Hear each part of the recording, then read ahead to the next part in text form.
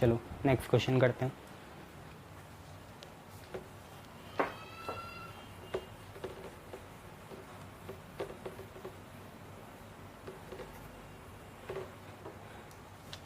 देखिए next question क्या है।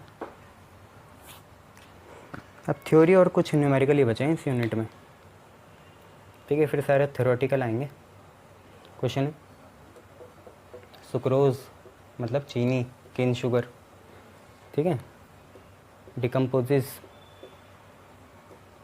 In acid solution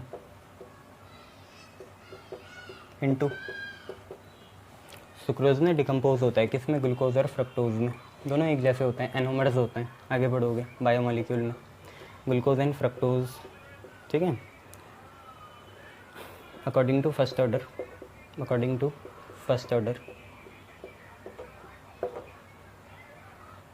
with t half is equal to 3 hours. What fraction of sample of sucrose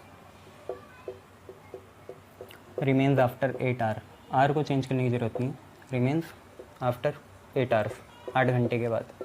अब देखो इसमें एक सिंपल सी बात है, चलो चीनी डिकम्पोज हो रही है एसिड सॉल्यूशन में, है ना, उसका इन्वर्जन हो गया, वो बन गई ग्लूकोज और फ्रक्टोज। फर्स्ट ऑर्डर के हिसाब से हाफ लाइफ दे रखी, हाफ लाइफ से हम के निकाल लेंगे, 8 घंटे दे दिए, चलो बहुत बढ़िया। What fraction of a sample, आप मुझे एक बात बताइए, क्या 2/5 फ्रैक्शन है? हाँ सर। 5/2? हाँ सर। चलो 8/2? ना सर, ये नहीं है, ठीक है। देखो फ्रैक्शन मतलब यहाँ क्या है, दो चीज़ें हो सकती हैं, या तो A0/A और A/A0, जबकि A0 हमेशा A से बड़ा होगा, क्योंकि A0 हमेशा 100% होता है और A वो होता है जो बच गए, जैसे 20% रिएक्ट कर गए तो 80% बच गया। आपसे बोला कितना फ्रैक्शन रह जाएगा 8 घंटे बाद, आप खुद बताओ, 8 घंटे अगर कोई रिएक्शन चलेगी तो क्या बड़ा होगा, A0 या A? ऑब्वियसली A0, क्योंकि कुछ तो रिएक्ट करेगा ना, मान लो 10% ही कर गया 8 घंटे में, तो नीचे तो 90 आएगा, ऊपर 100 आएगा, वो फ्रैक्शन नहीं है।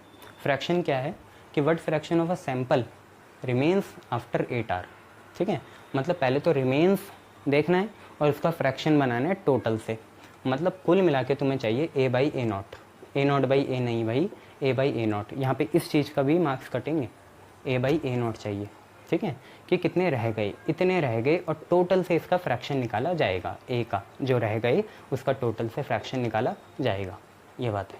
चलो बहुत बढ़िया।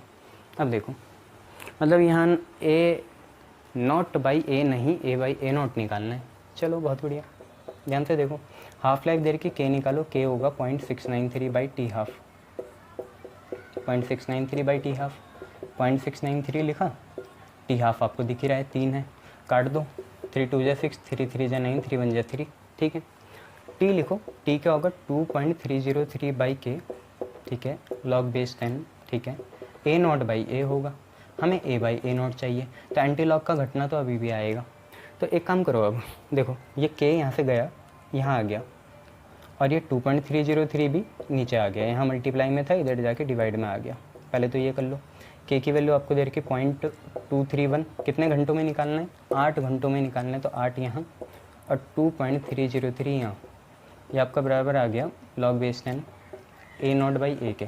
पहले तुम यही निकालो, दोनों साइड एंटी लॉग लेके, दोनों साइड एंटी लॉग ले लेना, ठीक है। पहले A0/A निकालो और उसका रेसिप्रोकल कर देना, जैसे तुम्हें सही लगे वो कर लो, ठीक है। तुम अगर इसे सॉल्व करोगे तो ये 0.8024 आ रहा होगा, 0.8024। अब दोनों साइड एंटी लॉग ले लो, तो एंटी लॉग ऑफ 0.8024 बराबर लॉग से एंटी कटा, A0/A आ गया, ठीक है, A0/A आ गया। अब A/A0 निकाल लो तुम, चाहे इसको ही कर लो, कोई बात नहीं। एंटी लॉग जब तुम सॉल्व करोगे, एंटी लॉग 0.8024, तो तुम पे आ रहा है 6.345, ठीक है। इस चीज़ का एंटी लॉग जो है 0.8024 का 6.345 आएगा, और ये आएगा कितने के बराबर, A0/A के। अब तुम खुद ही देखो, A0/A इतना आया, ये सही चल रहा है, और तुम खुद सोचो फ्रैक्शन कभी भी 1 से ज़्यादा नहीं आएगा, तो ये तो गलत ही हो गया, फ्रैक्शन 1 से ज़्यादा नहीं आ सकता ना यहाँ इस केस में, क्योंकि A0 खुद ही 100% होगा, और वैसे नेचुरली फ्रैक्शन बड़ा आता है, ऐसी कोई बात नहीं है, पर यहाँ नहीं आ सकता, यहाँ 100% से बड़ा नहीं हो सकता। तो तुम्हें असली में a/a0 चाहिए, असली में a/a0 चाहिए, ठीक है, कि कितने रह गए टोटल में से, ठीक है, कितने रह गए टोटल में से। तो 1/6.345 ये तुम्हें निकालना है। इसे करके देखो कितना आ रहा है, आपका आएगा 0.158, 0.158 ये आपका आंसर है, ठीक है, 0.158 आपका आंसर है, ठीक है। चलो नेक्स्ट क्वेश्चन करेंगे।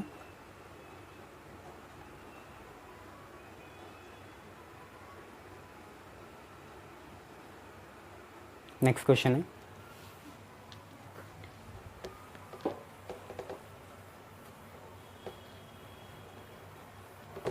कि द decomposition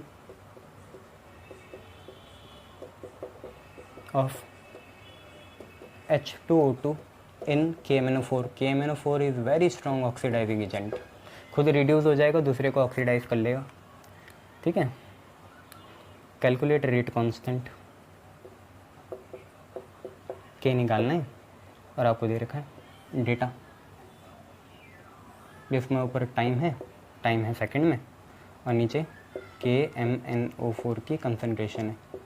इस बार KMnO4 भी रिएक्ट कर रहा है, बहुत बढ़िया भाई। तो KMnO4 है ना, तो 0 है, ये T के नीचे KMnO4 लिखा हुआ मैंने, है ना, 22.8 है, 0 पे 22.8 है कंसनट्रेशन मोलर, 600 सेकंड पे 600 सेकंड पे है 13.8 और 1200 सेकंड में है 8.2। तो K निकालना है आपको, ठीक है। T है KMnO4 की कंसनट्रेशन है, 0 सेकंड में 22.8, 600 सेकंड में 13.8, ठीक है। 600 सेकंड में कितनी है 13.8 और 1200 सेकंड में है 8.2। तो आपको वैसे ही करना है जैसे करते ही हो, ठीक है। 2 बार निकालना, पहला डेटा दूसरा डेटा, और एक बार लेंगे 0 से 600, एक बार लेंगे 0 से 1200। ये तो मैंने बता ही रखा है, 600 से 1200 चलेगा नहीं। तो केस वन लेंगे, कहाँ से कहाँ, 0 से 600 second, time is equal to 2.303 upon k. तो के निकालते हैं, k is equal to 2.30 upon T log base 10। देखो ओरिजिनल तो ये है, 0 टाइम पे जो है ये A0 है 22.8, ये ऊपर हमेशा आएगा A0/A, चाहे कोई सा भी आप केस लो A0 तो आएगा ही, ठीक है, ये बात है।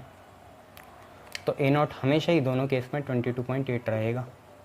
अब चेंज करेंगे, देखो जब टाइम 600 है, तो कंसनट्रेशन कितनी है 13.8 ये है, ठीक है। ये हमारा केस फर्स्ट हो गया। ऐसे ही हम केस सेकंड भी निकालेंगे। केस सेकंड में कहाँ से लेंगे, 600 से 1200 नहीं बच्चों, 0 से 1200, 0 से ही स्टार्ट करना है। तो क्या होगा, k is equal to 2.303 upon time. 600 था पहले, अब कितना है 1200 लॉग बेस 10। देखो ओरिजिनल तो 22.8 ही रहेगा 0 सेकंड वाला, 600 के करस्पॉन्डिंग 13.8 है, 1200 के करस्पॉन्डिंग 8.2 है।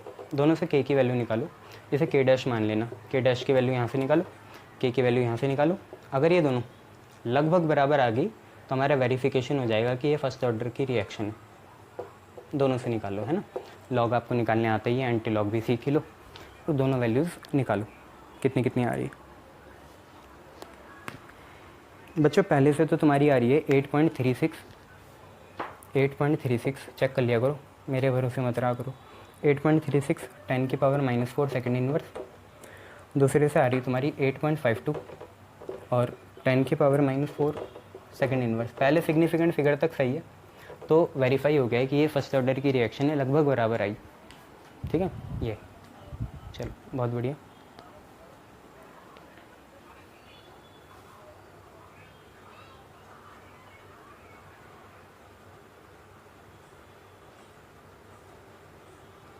चलो नेक्स्ट क्वेश्चन देखो।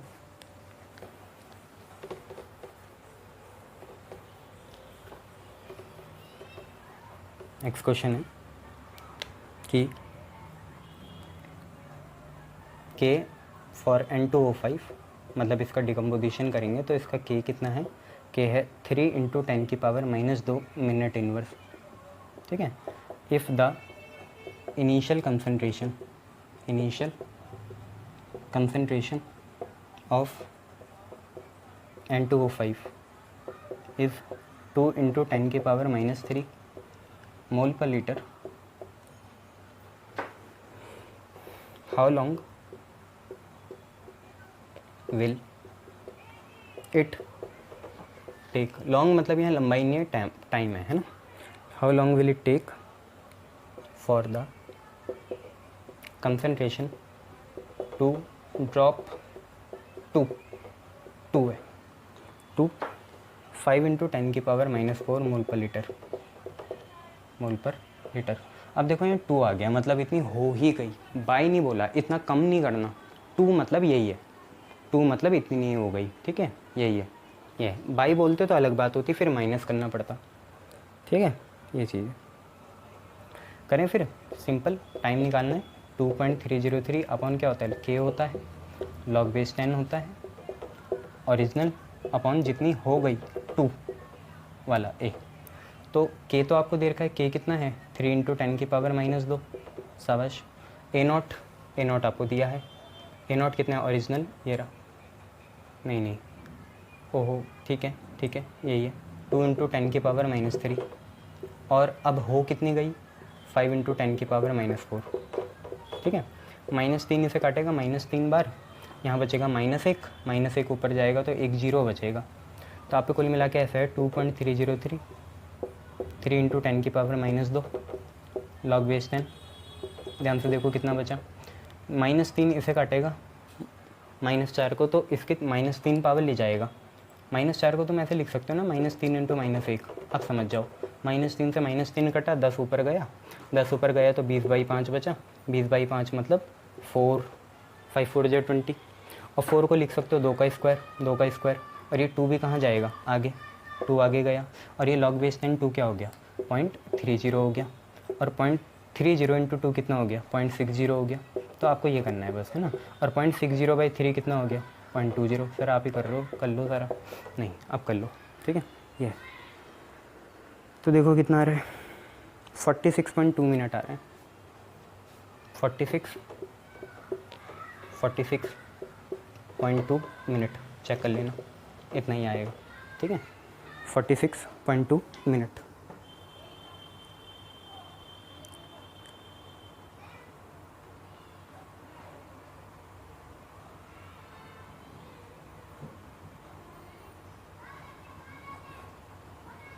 चलो एक क्वेश्चन और करो. क्वेश्चन है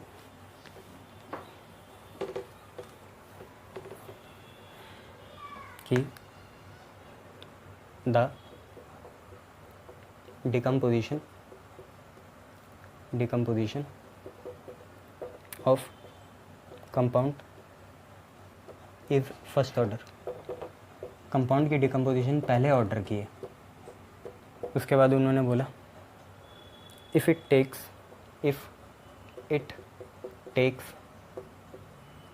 20 minutes 15 minute, if it takes 15 minute for 20% completion. चलो बहुत बढ़िया, यहाँ से के निकल जाएगा. ठीक है, फिर उन्होंने बोला कि कैलकुलेट के. पहले तो उन्होंने बोला कैलकुलेट करो के. चलो के तो हमारा निकल जाएगा. दूसरा उन्होंने बोला कि टाइम एट विच 10% कंप्लीशन हो. अच्छा, 10% मटीरियल रिमेन अनरिएक्ट. ठीक है, 10% मटीरियल कौन सा वाला, ओरिजिनल है ना, रिमेन्स अनरिएक्ट. 10% रिएक्ट नहीं करा, 90 कर गया. तो हमें तो वही लिखना होता है जो अनरिएक्ट रहा ना, जो बच गया वही लिखते हैं नीचे. 90 नहीं लिखेंगे, 10 लिखेंगे. 90 तो रिएक्ट कर गया, बचा कितना 10. और फिर उन्होंने बोला ये मस्त है. इसके बाद time it takes for next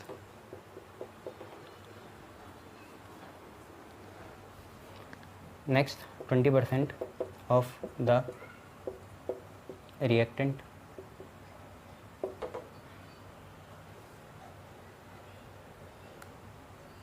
left to react after first 15 minute, जो ये पहले वाले केस में 15 मिनट थे ना, इसके बाद कितना टाइम लगेगा बाकी 20% रिमेनिंग को रिएक्ट करने में, ये है।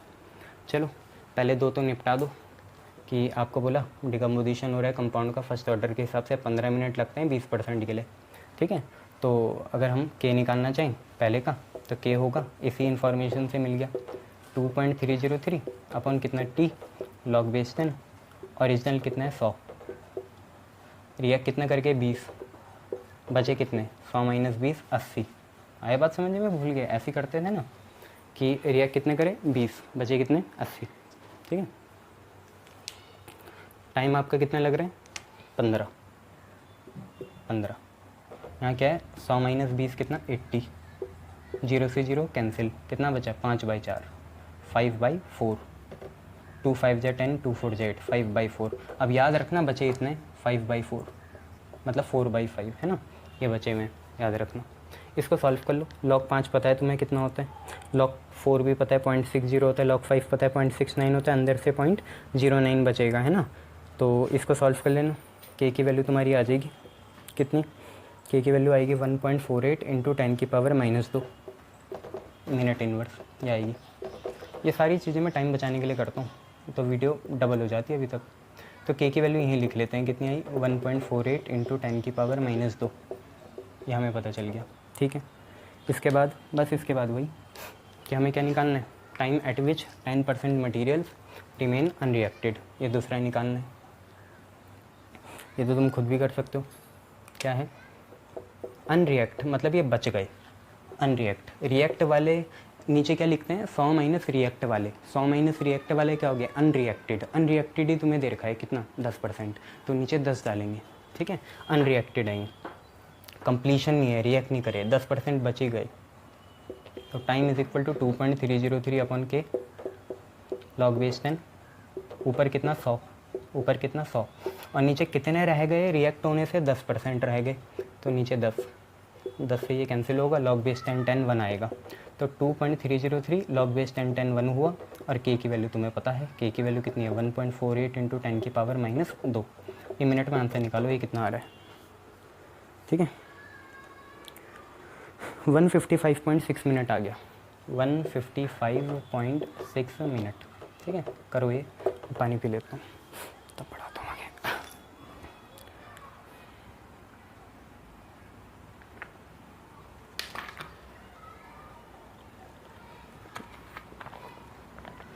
इसके बाद क्या है कि जब ये 15 मिनट हो गए थे तो तुम्हें पता है 5/4 मतलब 4/5 रिएक्ट कर गए थे, है ना।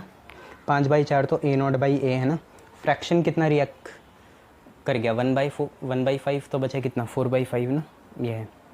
मतलब 5 मिनट के बाद अमाउंट कितनी रह गई 4/5 रह गई। इसका 20% भी रिएक्ट कर जाए तो उतना टाइम निकालना है, तो ये भी हो जाएगा, है ना। इसमें कोई बड़ी बात नहीं है। चलो ये अलग करते हैं तीसरा।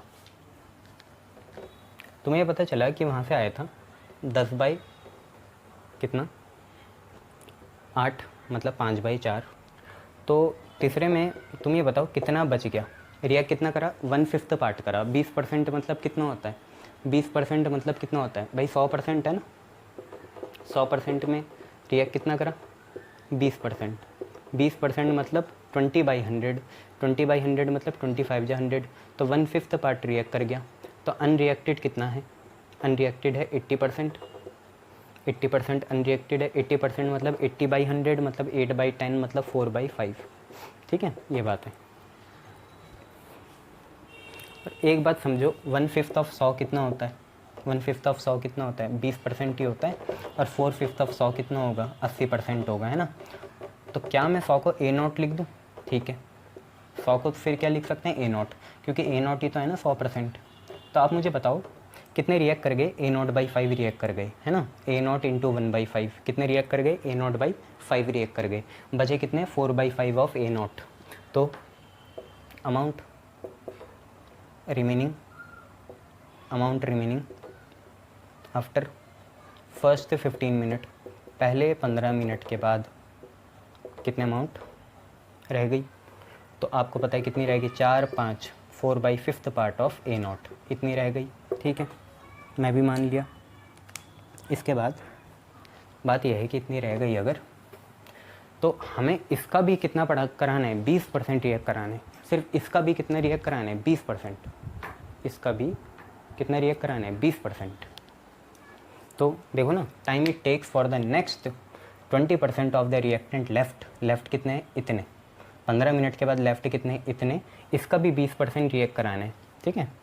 तो 20% ऑफ 4/5 ऑफ A0 ये निकालते हैं तो कितना आ जाएगा, ध्यान से देखो, 20/% हो गया 100, और यहाँ आ गया 4/5, और यहाँ आ गया A0, ठीक है। ये है तो 5 4 जा 24, कितने जा 25 जा, या 4 5 जा 25 ही जाएगा।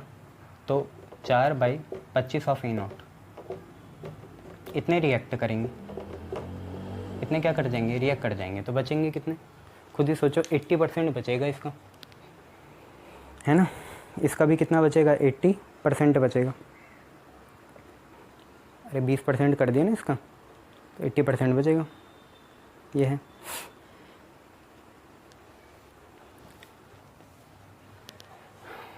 ठीक है। या तो तुम इस एक चीज़ के अंदर डाल लो, क्योंकि फिर तुम्हारा लंबा पड़ेगा। तुम सीधा, क्योंकि तुम्हें आदत है कि बचे रहने वाले ही डालने पड़ते हैं। के होता है ना 2.303 अपन ओरिजिनल तो ये रहा, ये हमारा ओरिजिनल के जैसा काम करेगा। यही तो ओरिजिनल है, इससे ही तो कुछ रिएक्ट करे। कितने रिएक्ट करे, खुद बताओ कितने, 20% रिएक्ट करेगा। तो मैं यहाँ बचने वाला लिख लेता हूँ, बचा, या जो अब रिमेनिंग है। तो रिमेनिंग क्या है, देखो टोटल कितना था, 4/5 था किसका, A0 का। थोड़ा टाइम बचेगा, लंबा क्वेश्चन है ना, जितना टाइम बचे उतना बचाओ। तो टोटल था ये, बचा मतलब क्या होता है, total minus react, total minus react. React कितना करेंगे, रिएक्ट इसका भी कितना कर रहा है, 20%। रिएक्ट इसका कितना कर रहा है, 20%। किसका, 4/5 का। 20% था ना ये, परसेंट हटा तो 100 आ गया। तो 20% ऑफ 4/5 A0, ये वो हैं जो रिएक्ट कर गए। तो तुम्हें ही पता है टोटल माइनस रिएक्ट जो कर गए बचते हैं रिमेनिंग, टोटल माइनस जो रिएक्ट कर गए बचे कितने, रिमेनिंग, ये है। तो अब क्या करो, अब कुछ नहीं यार, 4/5 A0 दोनों से कॉमन ले लो, 4/5 A0, ये रिमेनिंग आ रहे हैं। तो 4/5 A0 कॉमन लिया तो 1 - 20/100 आ गया। आई बात समझ में, 4/5 A0 कॉमन लिया तो 1, यहाँ से कुछ नहीं बचेगा, यहाँ से सब बाहर आ गया, तो 1 - 20/100, इससे ये कटेगा। फिर क्या होगा, 20/100 या 2/10 कितना आएगा, 1/5, ये आ गया। और 1 - 1/5 होगा 4/5, है ना, 4/5। सर क्या कर रहे हो ये बच्चों, 1 - 20/100 था, 25 जा 100 होता है, तो 1 - 1/5 आया। 1 - 1/5 होता है 4/5, तो देखो कितना आया, 4 4 जा 16, 5 5 जा 25, और यहाँ कितना आ गया, A0। ये हमारा रिमेनिंग है। तो बस अब हमारा टाइम आ जाएगा।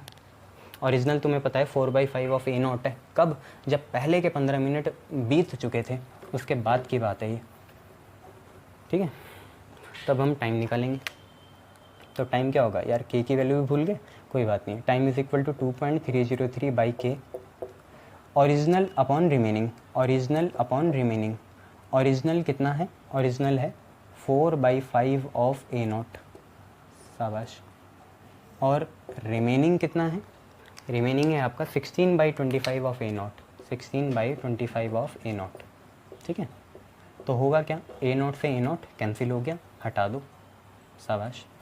5 आया नीचे, 25 आया ऊपर, 25 गया ऊपर, और 5 आया नीचे, 5 ही नीचे आ गया, स्लैश हट गई। तो कुल मिला के बात ये है, देखो 4/5 था, 5 आया नीचे, 16/25 था, 5 गया ऊपर, 5 5 जा 25, 4 4 जा 16, तो 5/4 आ गया, ठीक है।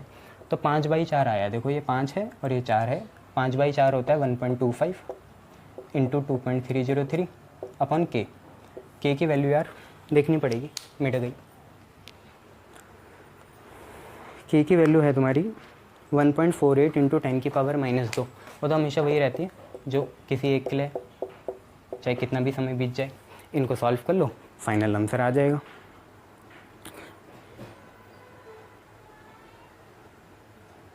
ठीक है, तो सॉल्व कर लेते हैं इन्हें। कितना है 1.25 इंटू 2.303, ठीक है,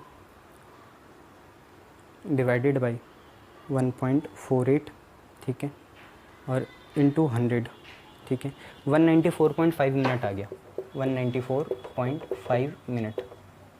तो फाइनली आपके ये क्वेश्चन ख़त्म होते हुए बस हमारे अरहेनियस फैक्टर और एक्टिवेशन एनर्जी वाले रह जाएंगे, वो भी कर लेंगे, ठीक है। Thank you.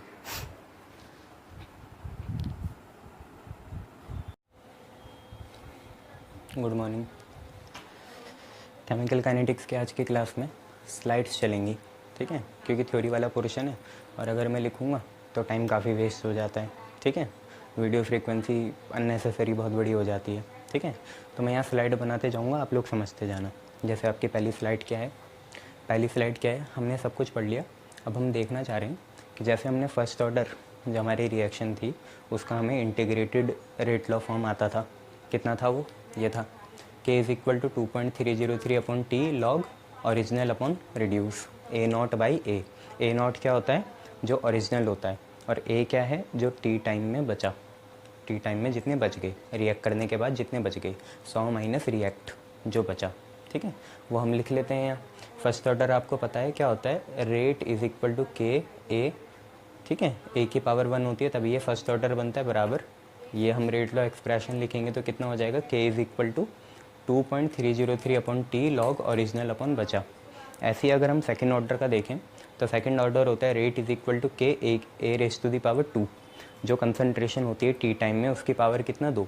देखो फ़र्क क्या है, यहाँ 2.303 हट गया, यहाँ पे टी आ गया।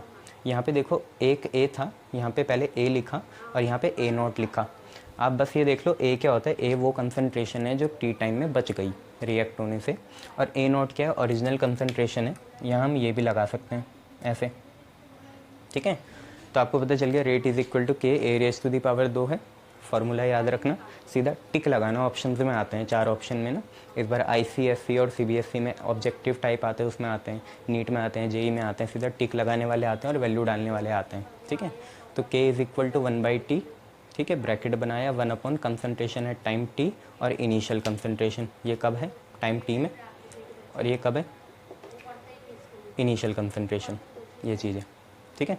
ऐसे थर्ड ऑर्डर का देखो, थर्ड ऑर्डर होता है रेट इज़ इक्वल टू के ए रेस टू देगा, ए रेस टू दी पावर कितना 3, रेट इज़ इक्वल टू के ए रेस टू दी पावर 3।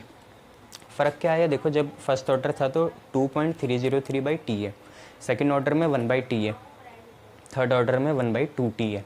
क्या रखोगे याद, फर्स्ट ऑर्डर में क्या है 2.303 अपॉन टी, सेकेंड ऑर्डर में क्या है 1/t, थर्ड ऑर्डर में क्या है 1/2t। पहली बात तो ये, थर्ड से ज़्यादा ही नहीं होता ऑर्डर, आपको पता है। जीरो ऑर्डर में तो कुछ नहीं करना है ना, जीरो ऑर्डर का हम पहले भी लिख सकते हैं, लिखे हैं 1 अपॉन इनिशियल कंसनट्रेशन की पावर n-1 होती है, ठीक है, हाफ लाइफ के लिए। और देखो यहाँ पे क्या है लॉग ए नॉट बाई ए, यहाँ पे क्या है 1/a माइनस 1/a नॉट, और यहाँ पे क्या है एक एक पावर बढ़ा दी। देखो यहाँ एक पावर थी, सेकेंड ऑर्डर में एक पावर है, और यहाँ 2 पावर कर दी, तो ये क्या हो गया 1/2t 1/a raise to the power 2, ये वही है टी टाइम का और ये है इनिशियल, ठीक है। तो पूरा याद रख लेना। फर्स्ट ऑर्डर के लिए क्या है 2.303 upon T log original A naught by A, ठीक है। सेकेंड ऑर्डर के लिए क्या है के इज़ इक्वल टू 2 नहीं है, 2.303 नहीं है, सिर्फ कितना है 1 upon t bracket 1 upon A at time t minus 1 upon A naught initial वाला। और थर्ड ऑर्डर में क्या है 1/2t, फिर 1 अपॉन ए जो टी टाइम में है उसका square, minus 1 upon A not जो इनिशियल है उसका भी स्क्वायर है, ठीक है। ये याद रखना आप लोग, क्लियर, बहुत बढ़िया।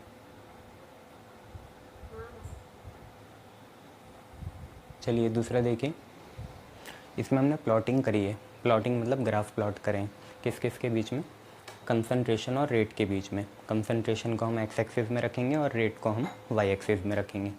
तो जैसे आपने ये देखा था जीरो ऑर्डर, जीरो ऑर्डर में क्या होता है रेट इज़ इक्वल टू के ए की पावर कितना है 0, ए की पावर 0 होता है 1, ठीक है। तो कंसंट्रेशन पे ये डिपेंड ही नहीं करेगा, ये हमने पहले भी कवर करा था। तो रेट कंसंट्रेशन पे डिपेंड नहीं करेगा, तो रेट एकदम से क्या होगा, रेट तो फिक्स रहेगा, कंसंट्रेशन पे वो डिपेंड ही नहीं कर रहा है।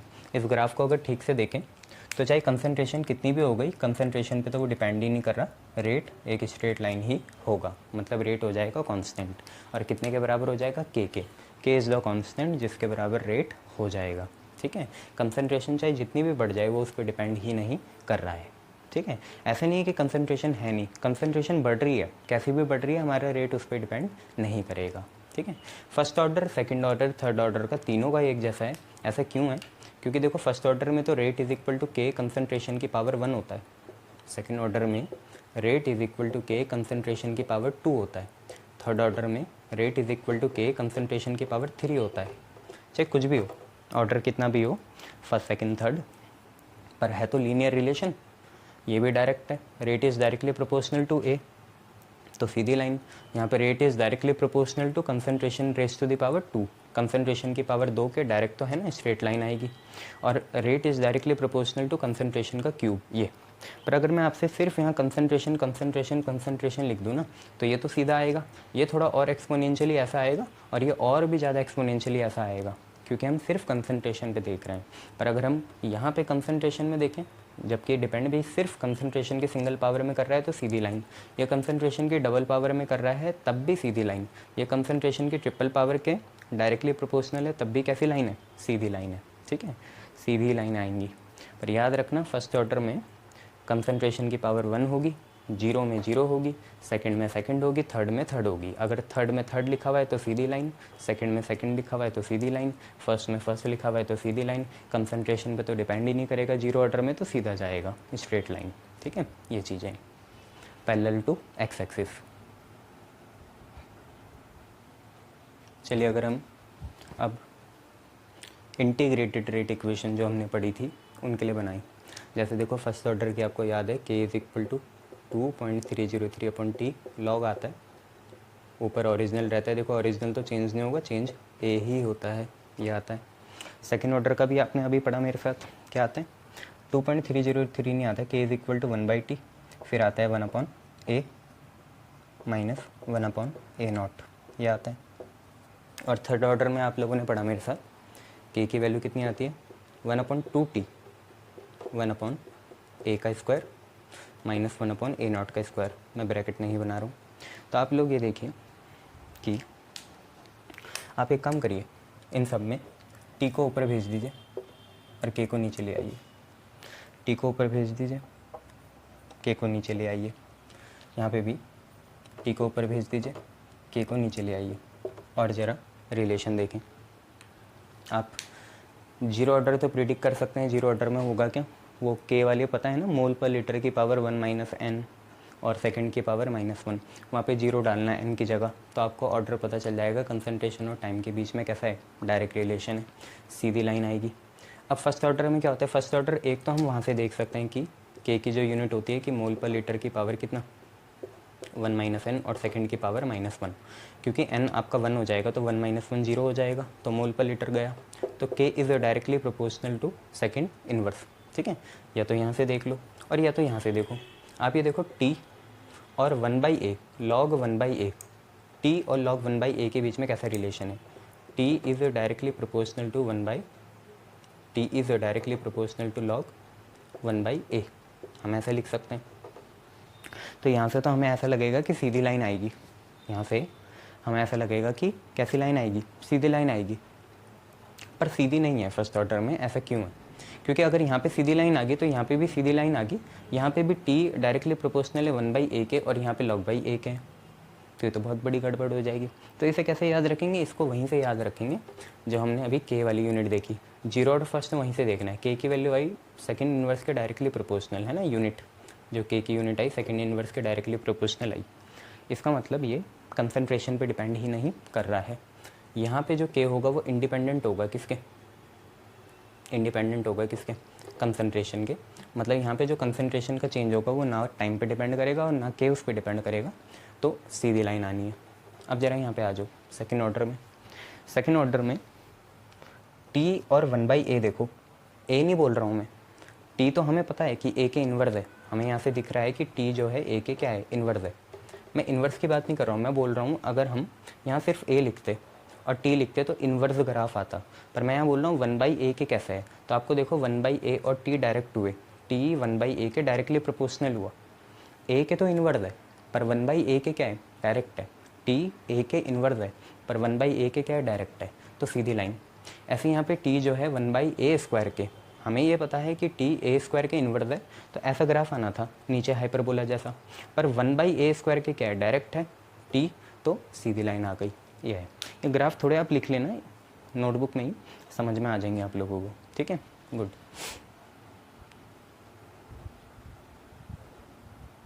अब आप देखिए हाफ लाइफ और कंसंट्रेशन के बीच का ग्राफ, ठीक है। आपको बस ये याद रखना है, देखो जैसे मैं आपको बताता हूँ, ऑर्डर तीसरा चल रहा था पर कंसंट्रेशन 2 आ रही थी, है ना, ये आपका होगा सेकंड ऑर्डर, ये वाला, ठीक है। आपने देखा जब ऑर्डर तीसरा चल रहा था हर समय कंसंट्रेशन हम 2 ही लिख रहे थे। जैसे याद करो थर्ड ऑर्डर के लिए हमने क्या बनाया था, 1/2t 1 कंसंट्रेशन का स्क्वायर माइनस 1 इनिशियल कंसंट्रेशन का स्क्वायर। तो कंसंट्रेशन हमेशा 2 ही चल रही थी और ग्राफ हमेशा सीधी लाइन ही आ रहा है सबका, ठीक है। बस फ़र्क कहाँ पड़ रहा है, जीरो ऑर्डर फर्स्ट ऑर्डर में कभी कभार जीरो ऑर्डर सीधा बन जा रहा है, कभी कभार फर्स्ट ऑर्डर सीधा बन जा रहा है, तो ये आपको फ़र्क पड़ना है। थर्ड ऑर्डर के लिए वही है, सीधी लाइन है, टी हाफ और ए स्क्वायर का होगा। देखो अगर यहाँ ए स्क्वायर हो गया तो इन्वर्स ग्राफ बनेगा ऐसा, पर जनरली आपको पिछले ट्रेंड से 1/a² ही दिया जा रहा है। सेकंड ऑर्डर का देख लो, अब जब सेकंड होगा तो यहाँ 1/a आएगा, थर्ड में 1/a² आया था, पहले भी यही चला था, सीधी लाइन। फर्स्ट ऑर्डर में सीधी लाइन, यहाँ पे जीरो ऑर्डर में ऐसे। अब फर्स्ट ऑर्डर का आपको पता ही है वो कंसंट्रेशन पे डिपेंड नहीं करता। अगर हम के टर्म्स में देखें, किसके टर्म्स में, के टर्म्स में, रेट के टर्म्स में अगर हम देखेंगे, रेट ऑफ ए रिएक्शन के टर्म में, तो जीरो ऑर्डर में सीधी लाइन आती है, क्योंकि रेट लॉ के टर्म्स में जीरो ऑर्डर में कंसंट्रेशन पे कितना डिपेंड करता है, नॉट डिपेंडेंट, डिपेंड ही नहीं करता, इसलिए रेट लॉ या रेट ऑफ ए रिएक्शन के टर्म में जीरो ऑर्डर में सीधी लाइन आती है। पर अगर हम के टर्म्स में देखें तो के टर्म्स में फर्स्ट ऑर्डर में सीधी लाइन आती है, क्योंकि के की यूनिट रह जाती है सेकंड इन्वर्स। ये आपको चेक करना है, देख लो।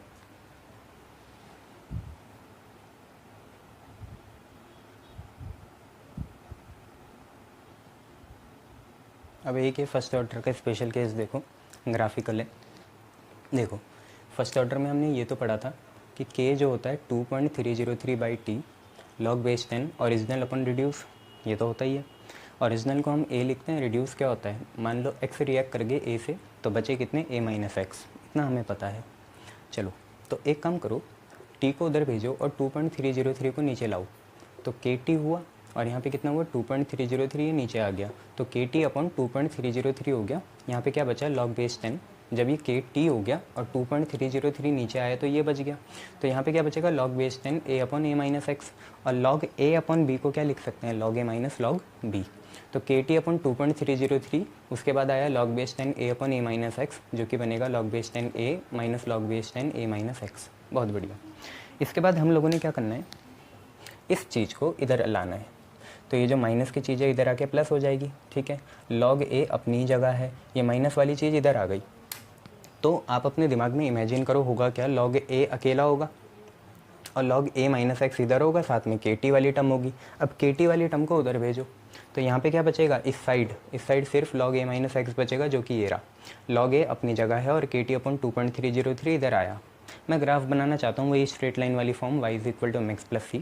तो हमने क्या करा, लॉग a - x को तो y में रखेंगे, ये रहा, ठीक है। लॉग a हमारा एक तरह का कांस्टेंट है, ठीक है, a ओरिजिनल टर्म है ना, ओरिजिनल इनिशियल कंसंट्रेशन, और लॉग लगा देंगे तो वो कांस्टेंट होगी। टाइम हम रखेंगे x एक्सिस में, जो बाकी चीज़ बची वो स्लोप होती है, y = mx + c होता है, m स्लोप होता है, y होता है हमारा y में जो कोऑर्डिनेट आएगा, ऑर्डिनेट x हमारा एब्सिसा होता है और लॉग a हमारा y इंटरसेप्ट होता है। ध्यान से देखो यहाँ पे स्लोप नेगेटिव है, -k/203 है, -k/2.303 है, नेगेटिव है स्लोप। तो जब भी स्लोप नेगेटिव होता है तो स्ट्रेट लाइन नीचे की तरफ आती है, ठीक है।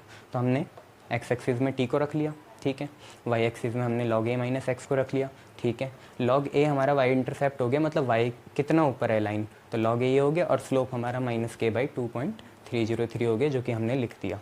इसके बाद ये दूसरी फॉर्म कैसे बनी, तो हम यहीं पर बना लेते हैं। देखो आप क्या करो, यहाँ पे था log a upon a - x, ठीक है।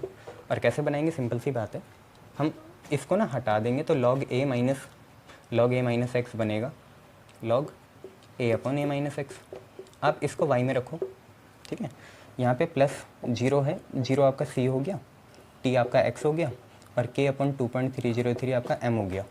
आप ध्यान से देखो, अब स्लोप नेगेटिव नहीं है, अब स्लोप नेगेटिव नहीं है, था या नहीं है, कैसे होगा अब नेगेटिव? वो तो सब अपनी जगह है ना।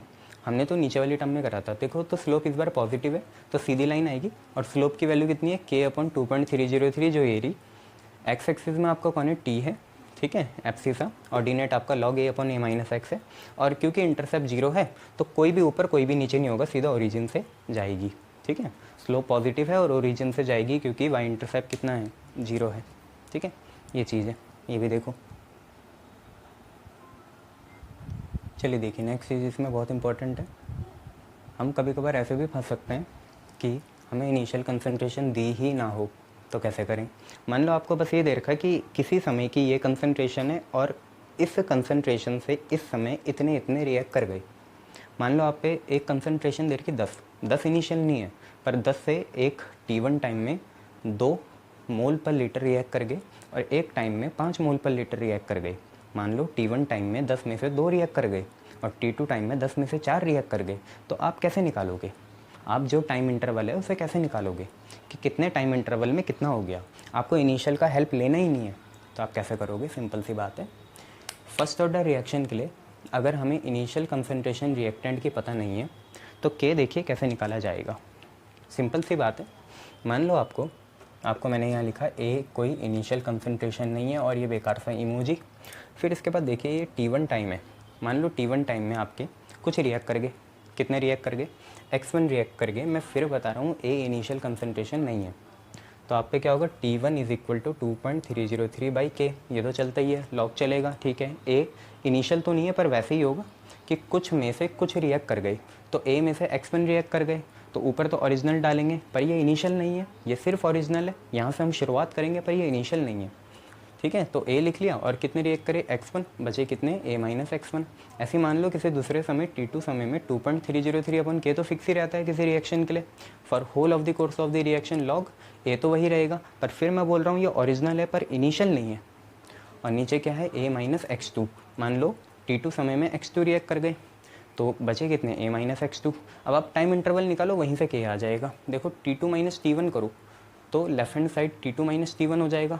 जब हम राइट हैंड साइड भी माइनस करेंगे तो 2.303/K आप कॉमन ले लीजिए भाई, 2.303/K आप कॉमन ले लीजिए। तो सबसे पहले ये वाली टर्म आएगी log a/a-x2 और माइनस लगाएंगे log a/a-x1। बच्चों इस पूरे को आप अल्फ़ा के जैसे ट्रीट करो, इस पूरे को बीटा के जैसे ट्रीट करो, तो log alpha minus log beta क्या होगा? log alpha minus log beta कितना होगा बेटा? तो log alpha minus log beta होगा log अल्फ़ा बाई बीटा। तो log अल्फ़ा, लॉग बाहर ले लिया, अल्फ़ा कितना है? a/a-x2 और अपॉन में बीटा तो a/a-x1, ठीक है। ए से ए कैंसिल हुआ, x1 ऊपर गया, x2 नीचे आया, तो यहाँ से आपका T2 - T1 निकलेगा। पर क्या पता आपको टाइम दिया हो 5 और 2 सेकंड, 10 और 5 सेकंड, तो आपका K निकल जाएगा। अगर आप इसको नेक्स्ट स्टेप में क्या करना, यहाँ K लिख लेना और यहाँ T2 - T1 लिख लेना। तो K की वैल्यू क्या आई? 2.303 upon time interval T2 - T1 log a-x1 upon a-x2। x1 x2 क्या है? T1 और T2 टाइम में x1 रिएक्ट कर गई और x2 रिएक्ट कर गई, बचे कितने? a-x1 upon a-x2। ए क्या है? इनिशियल कंसंट्रेशन नहीं है, ओरिजिनल है, हमें दे रखी है, हम क्या करें? रिलक्टेंट है, ठीक है। ऐसे करना है, देख लो। चलिए कुछ और देखिए। जैसे आप लोगों को मैंने एक बार बताया था कि रिएक्शन 2 तरह की होती है। एक होती है एलिमेंटरी जो एक स्टेप में हो जाती है और कुछ होती है कॉम्प्लेक्स रिएक्शन, ठीक है। एक होती है एलिमेंटरी जो एक स्टेप में हो जाती है और एक होती है कॉम्प्लेक्स रिएक्शन। कॉम्प्लेक्स रिएक्शन बहुत सारे स्टेप में होता है। हम रेट लॉ हमेशा स्लोएस्ट स्टेप से निकालते हैं, ये भी आपको पता है। कॉम्प्लेक्स रिएक्शन में साइड रिएक्शन, पैरेलल रिएक्शन, बहुत सारी रिएक्शन चलती हैं, रिवर्स रिएक्शन, बहुत सारी चीज़ें चलती हैं। तो ऐसे ही मैं आपको एक एग्जांपल दे रहा हूँ, मैं सिर्फ बोल रहा हूँ, ये सारा डेटा ड्रिवन है, कुछ भी हो सकता है, हमें बस समझना है जितना आपके कोर्स में है। तो जैसे आप पे पैरेलल रिएक्शन है, मान लो ए जो है रिएक्टेंट वो बी और सी बना रहा है, पर बी मेन प्रोडक्ट है, मेन प्रोडक्ट मतलब मेजर प्रोडक्ट, और सी जो है साइड रिएक्शन है मतलब माइनर प्रोडक्ट। मान लो ऊपर आपका रेट कांस्टेंट आया K1 और नीचे रेट कांस्टेंट आया K2। तो रेट देखिए आप रिएक्टेंट के टर्म में लिखिए कितना होगा? -dA/dt, क्योंकि रिएक्टेंट की कंसंट्रेशन चेंज होती है। मैं फिर बोलूँ रेट पॉजिटिव रहता है, ये चेंज इन कंसंट्रेशन माइनस का है ना। माइनस किसके लिए लगा? चेंज इन कंसंट्रेशन के लिए लगा, चेंज इन कंसंट्रेशन का माइनस है ये, ठीक है। और अगर आपको इसका रेट लॉ निकालना है। देखो ये तो रेट ऑफ रिएक्शन हुआ, ये आपका रेट लॉ है, कौन सा, ये वाला K इंटू ए। तो आप क्या करो, दोनों को ऐड कर दो, मेन का भी, मेजर का भी, और साइड का भी मतलब माइनर का भी, दोनों को ऐड करो और ऐसे लिख लो K1 प्लस K2 इंटू ए। आज ए आपको फर्स्ट ऑर्डर का दे रखा तो फर्स्ट ऑर्डर लिख दिया, सेकंड दिया होता तो सेकंड लिखते, थर्ड दिया होता तो थर्ड लिखते। यहाँ पे एक और चीज़ निकल जाती है, क्योंकि रेट कांस्टेंट डायरेक्टली प्रोपोर्शनल होता है किसके, कंसंट्रेशन के। रेट कांस्टेंट डायरेक्टली प्रोपोर्शनल होता है किसके, कंसंट्रेशन के लिए। आपको पता है परसेंटेज यील्ड निकालते हैं हम कि कितना निकलेगा। हम कैसे निकालते हैं, C1 अगर पहले की कंसंट्रेशन है upon total, C1 upon C1 plus C2, जैसे मोल कंसेप्ट में होता है नंबर ऑफ मोल्स निकालते हैं। तो परसेंटेज यील्ड ऑफ B अगर आपको निकालनी है तो B का आप रेट कांस्टेंट ऊपर रख लो। ये K1 जो है C1 के करस्पॉन्डिंग होगा और K2 क्या होगा, C2 के करस्पॉन्डिंग। तो नीचे तो टोटल आएगा C1 प्लस C2 या K1 प्लस K2। ऊपर अगर B की यील्ड निकालनी है तो K1 रख दो, और अगर C की यील्ड निकालनी है तो K2 रख दो। हमने 11th में ऐसे ही कंसेप्ट पढ़ा था। जैसे हम पे क्या होता है, एक अल्काइल ब्रोमाइड है, जैसे ये इथाइल ब्रोमाइड है C2H5OBr, इसमें हम KOH की रिएक्शन कराते हैं, KOH हमारा बेस हो गया। तो एक तो इसमें क्या होता है, बीटा एलिमिनेशन होता है। बीटा एलिमिनेशन से क्या बनता है, एल्कीन बनता है। बीटा एलिमिनेशन किसके प्रेजेंस में होता है, इथेनॉल के प्रेजेंस में, है ना। इथेनॉल यहाँ से ही आ जाता है। तो होता क्या है, Br इस कार्बन से गया, मान लो 2 कार्बन है या C1 और C2, तो अगर C2 से Br गया तो C1 से क्या जाता है आपका, H जाता है, ठीक है। तो HBr अलग हो जाता है। तो एक एक इलेक्ट्रॉन फ्री हो गए, वो एक इलेक्ट्रॉन मिलके कार्बन का क्या बना देंगे, डबल बॉन्ड। सिंगल बॉन्ड तो पहले से है, वो 2 इलेक्ट्रॉन जो फ्री हुए मिलके क्या बना देंगे, डबल बॉन्ड। तो जब भी बीटा एलिमिनेशन होता है एल्कीन बनता है, ये आपका मेजर प्रोडक्ट होता है। तो एक तो एलिमिनेशन हुआ, दूसरा आपका सब्स्टिट्यूशन हो सकता है, जैसे KBr अलग हो गया, फिर OH चिपक जाएगा C2H5OH। तो ये मेजर रिएक्शन है और ये साइड रिएक्शन है, ऐसे चलती है। ऐसे देखो ये पूरा एक्सपेरिमेंटल है। ओजोन से हमारा ऑक्सीजन गैस बन रहा है, सनलाइट के प्रेजेंस में होता है ये, है ना। पर सनलाइट के प्रेजेंस में भी हो जाते हैं, वैसे हम आर्टिफिशियली भी करते हैं। तो यहाँ से नेगेटिव ऑर्डर रिएक्शन आएगी, देखो कैसे, सारी एक्सपेरिमेंटल है। 2O3 हमें 3O2 दे रहा है, ओजोन हमारा ऑक्सीजन बन रहा है। रेट ओजोन के टर्म्स में क्या होगा, ये 2 है ना, इसे हाफ लिखा जाएगा। आपको बताइए रेट को ऐसे लिखते हैं, ठीक है, -हाफ लिखा, d/dt लिखा, किसका चेंज, ओजोन का चेंज, है ना। उसके बाद देखिए रेट कैसा बना, यहाँ पे देखिए रेट लॉ, K लिखा, O3 की पावर 2 और O2 की कोई पावर नहीं, O2 नीचे आया। मैं तभी बोल रहा हूँ ये एक्सपेरिमेंटल है। ये O2 कहाँ आया, नीचे आया, जबकि O2 2 आना चाहिए था, 2 नहीं आया। क्या करें, एक्सपेरिमेंटल है, आपने देखा है ना, जो दिखता है वो होता नहीं है। अब अगर KO3 का स्क्वायर O3 की पावर 2 अपन O2 आ गया, ये O2 जब ऊपर जाएगा तो माइनस आएगा, ये जब O2 नीचे है जब ऊपर जाएगा तो माइनस आएगा। यहीं से देखो एक्सपेरिमेंटली पता चला ये नेगेटिव ऑर्डर की रिएक्शन है, ठीक है। आपको समझना पड़ेगा, ऐसे साथ साथ नेगेटिव ऑर्डर की रिएक्शन है। जैसे टेबल याद करते हो, इनको भी थोड़ा देख लेना, ठीक है। ये सारा एक्स्ट्रा चल रहा है, एक्स्ट्रा आ जाएगी, आपको मिलेगा, ठीक है, ये देख लो, वेरी गुड। अभी 2 आखिरी देख लो आप लोग, एक है रिएक्शन इन एसिडिक मीडियम और एक है कैटलिस्ट। इससे ज़्यादा मैं आपको रटने को नहीं कहूँगा। देखिए एसिडिक मीडियम में क्या हो रहा है, सर यहाँ तो आपने बेस लिखा हुआ है, तो देखो तुम्हें पता है कंजुगेट एसिड और कंजुगेट बेस भी होते हैं, ठीक है। तो थोड़ा अपने दिमाग का दायरा बड़ा रखो, ये कंजुगेट एसिड बेस पेयर भी हो सकते हैं, ठीक है। तो जैसे ये आयनिक मीडियम है सारा, देख पाओ रेड देखो d/dt Cl माइनस, है ना। सर यहाँ तो OCl माइनस है, तो क्या हुआ, प्रोडक्ट के टर्म में लिख रखा है इन्होंने। बस देखने वाली बात यह है कि जो रेट लॉ है उसमें OH माइनस जो है वो नीचे आ रहा, और जब ये OH माइनस ऊपर जाएगा तो OH माइनस की पावर भी -1 बनेगा। तो ये दोबारा कैसा आ गया आपका, नेगेटिव ऑर्डर आ गया। एक बार ठीक से देखना इसे, ये नेगेटिव ऑर्डर आ गया। लॉजिक कुछ होता नहीं तो मज़ा नहीं आता, इसलिए थोड़ा सा देख लो बस। बात यहाँ पते की ये है कि यहाँ नेगेटिव ऑर्डर आ गया। नेगेटिव ऑर्डर मतलब बताऊँ क्या है, जैसे जैसे ना आप ये देखो OH माइनस की कंसनट्रेशन बढ़ेगी, जैसे जैसे OH माइनस की कंसनट्रेशन बढ़ेगी तो ऑर्डर उतना ही ज़्यादा नेगेटिव हो जाएगा। खुद ही देखो ना, ये OH माइनस की कंसनट्रेशन जितनी बढ़ेगी उतना ज़्यादा ऑर्डर नेगेटिव हो जाएगा, और ऑर्डर जितना ज़्यादा नेगेटिव हो जाएगा उतना रेट कांस्टेंट की वैल्यू घटनी शुरू हो जाएगी। तो बड़ी नुकसान वाली बात हो गई। आप खुद देखो, जितना जितना OH माइनस की कंसनट्रेशन बढ़ेगी, OH माइनस के रिस्पेक्ट में ऑर्डर कैसा है, नेगेटिव है, -1 है। तो जैसे जैसे OH माइनस की कंसनट्रेशन बढ़ती रहेगी ऑर्डर और नेगेटिव होता रहेगा और रेट कांस्टेंट घटता रहेगा। ऐसे देखो यहाँ पे हमने क्या कर रखा, ये एसीटोन होता है, कीटोन सबसे छोटा, CH3COCH3, है ना। मिथॉक्सी कीटोन होता है ये, ठीक है। ये डाईमिथाइल कीटोन बोल सकते हो आप इसे, एसीटोन होता है ये। एसीटोन का हम क्या करते हैं, आयोडोनेशन कर रहे हैं, या आयोडीनाइजेशन कर रहे हैं, H+ के प्रेजेंस में ये कैटेलिस्ट के जैसे काम करेगा। तो देखो अदर देन रिएक्टेंट को छोड़ के रेट ऑफ रिएक्शन कैटेलिस्ट पे देखो कैसे डिपेंड कर रहा है। मान लो कैटेलिस्ट आ गया H फॉर्म में, ठीक है, तो एक I तो यहाँ गया, एक H यहाँ से गया, वो I के साथ चले गया, ठीक है।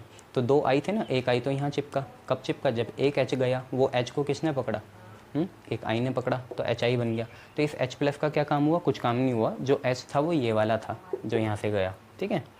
इसके नेसेंट हाइड्रोजन होती है। इसके बाद आगे चलते रहेंगे तो rate is equal to -d/dt I2 के टर्म्स में लिखा।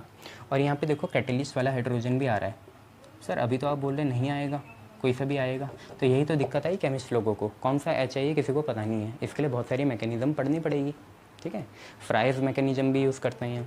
चलो अभी के लिए देख लो कैटेलिस्ट पे कैसे डिपेंडेंस हुई। पर कैटेलिस्ट पे डिपेंडेंस सबसे बढ़िया किस में दिखती है, एक्टिवेशन एनर्जी में दिखती है, जो हम आगे जाके पढ़ेंगे, ठीक है। ये चीज़ एक्टिवेशन एनर्जी पढ़ना है ना अभी उसमें, ठीक है, बहुत बढ़िया।